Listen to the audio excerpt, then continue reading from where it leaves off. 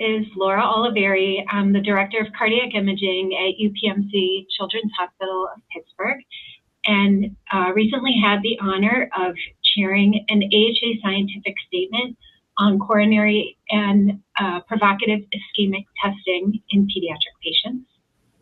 And hi, my name is Simon Lee. I'm a pediatric cardiologist and non-invasive imager at Lurie Children's Hospital in Chicago. I'm also the director of Kawasaki disease and coronary anomalies.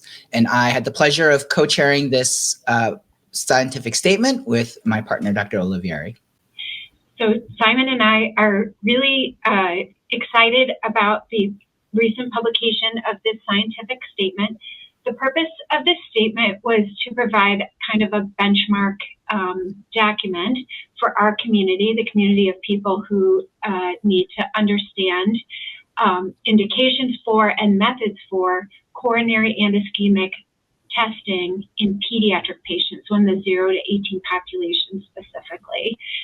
This is the first statement of its kind on this topic, which has really become an emerging topic for a number of reasons. Yeah, we're really excited to write this paper because there's been a lot of emerging data on utilizing provocative ischemic testing in children. There hasn't typically been a lot of data in the past, but recently we've seen a lot of utility for all of these different modalities in this population. Yeah, and the range of options that's available to pediatric cardiologists for testing of their individual patients with coronary issues or coronary questions has really increased significantly particularly in the last 5 to 10 years. We have newer to our community options like intravascular ultrasound, like fractional flow reserve. We have stress cardiac MR with perfusion testing, provocative perfusion testing, as well as, mainstays like echocardiography, CT angiography, and exercise treadmill testing. Of course, all of these require a very special approach when dealing with the pediatric population. So therefore, the scientific statement is actually organized by modality to dive in and understand the evidence and literature behind the utility of each of these modalities in children. And like Laura brought up, there are a lot of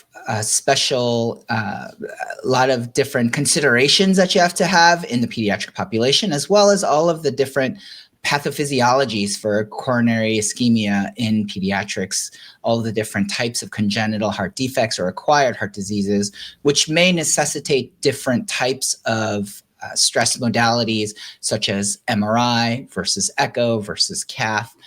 But it does highlight one of our key takeaways, which was that the type of training that that pediatric cardiologists typically undergo, or pediatric practitioners typically undergo, doesn't necessarily emphasize the evaluation of provocative ischemic testing. And so we did feel that that was one area to highlight moving forward as more specialization needs to happen. Yeah, absolutely.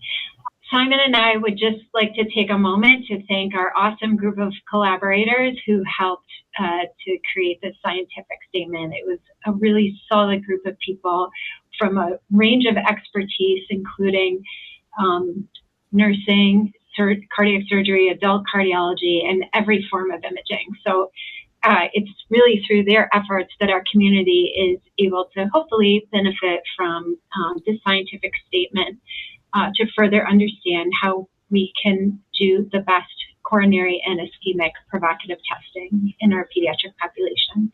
We hope you check it out. Thank you. Thank you.